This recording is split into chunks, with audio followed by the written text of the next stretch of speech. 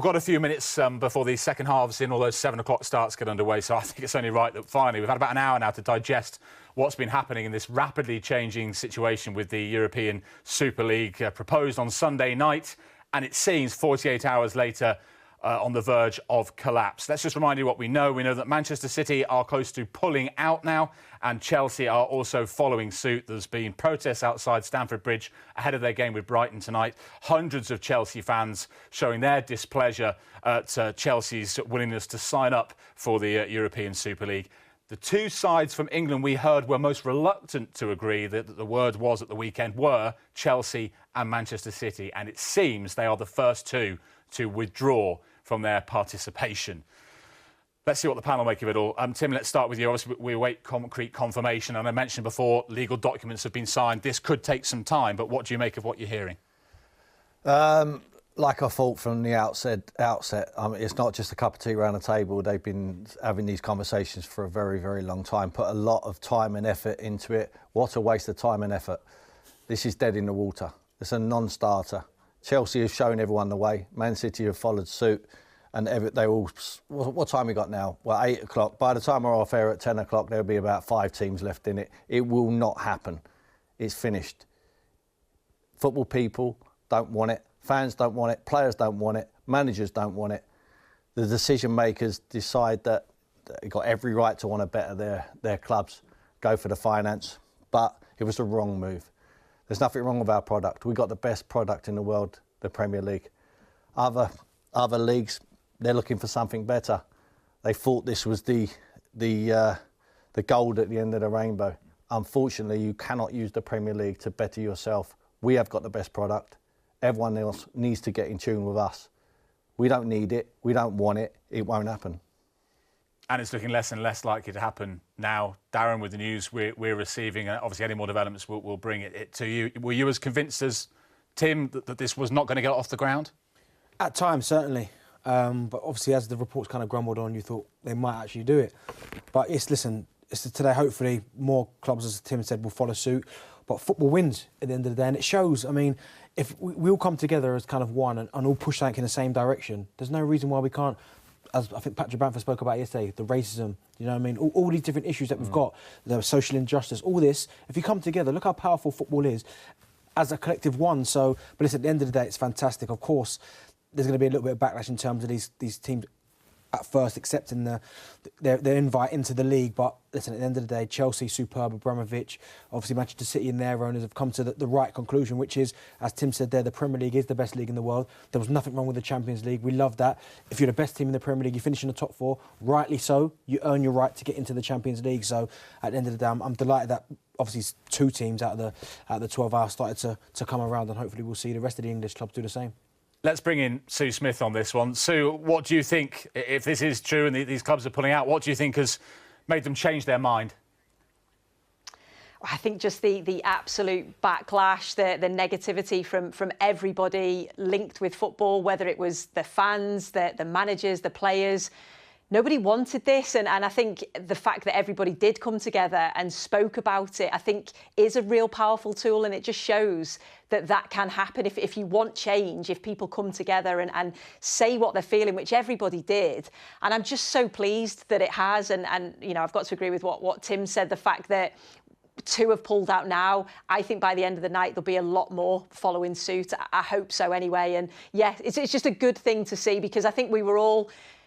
When we heard the news on Sunday night, we were all a bit fearful that this could actually happen, because there's been grumblings about this for a while, and something was going to happen, and you just worry that could have actually happened. But the fact everyone's come out, stuck together, and yeah, it's a positive outcome, nearly.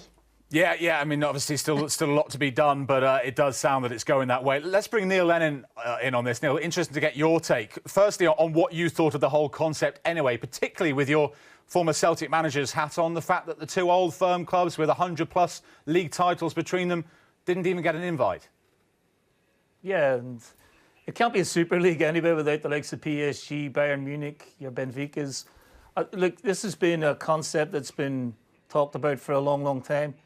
But just the manner in which it was, brought out publicly, and the fact that there was going to be no relegation, it just, was a non-starter for me.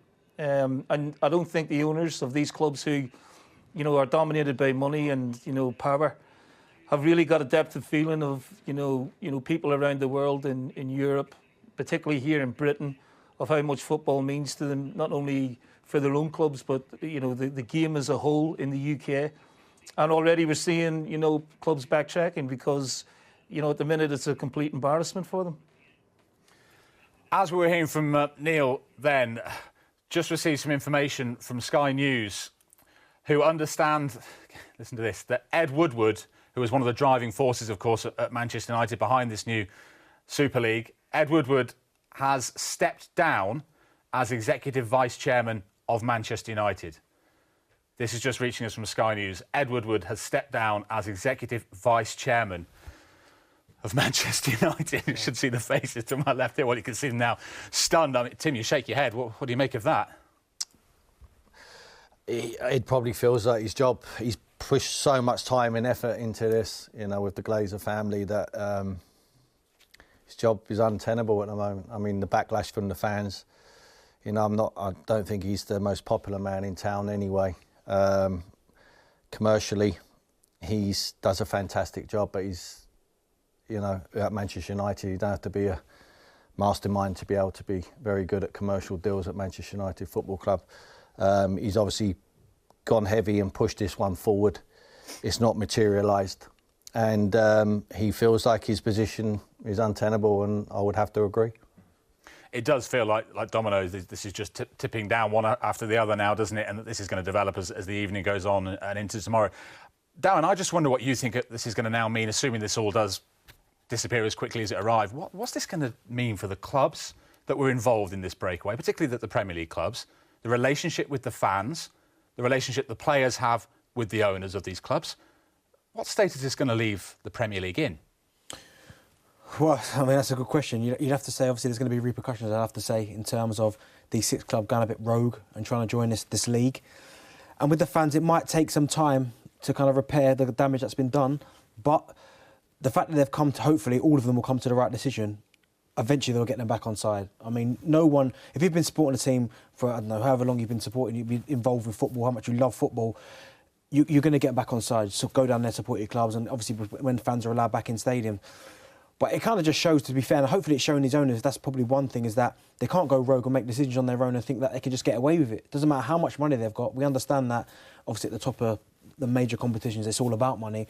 But I think for the owners that own these traditional football clubs, like Liverpool's and United, these proper, historic football clubs, it doesn't really matter how big your chequebook is. If you think you can just go and do something on your own, and there won't be backlash from the fans, because it seems like the players, they were getting on board. We heard Jurgen Klopp's comments last night. They can't just do that. So that's shown now that football's not just all about money now. It's about a community. It's about, as I said, everybody involved. So if anything, it's kind of a positive, and showing these owners that they just can't do that.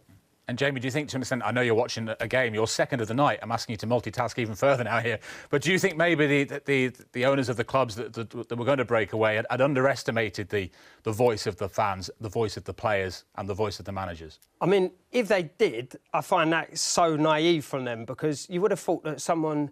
You're talking about people who've got a lot of money now. Having a lot of money comes with great responsibility, and also you'd like to think that they're extremely intelligent. You would like to think, clearly, wouldn't they have some sort of poll pre-breakaway to think, what is the backlash going to be? Now, if the backlash is... I knew the backlash would be as big as we all did. I've not seen one person supporting it within football or a fan within football. Wouldn't you like...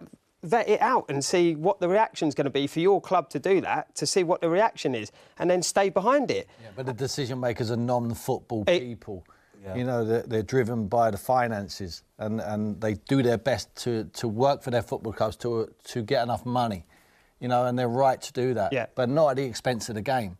Yeah. And now what's brilliant about that is, totally agreed, they've done it without that in mind at all, clearly, because they haven't even asked about it in the first place. But now it's been shown you can't just do that, because look at the backlash, and now they've pulled away from it, seemingly on the back of the backlash in the last 24 hours, which us being in the game and people who love the game themselves, we all knew that was going to be the backlash, wasn't it?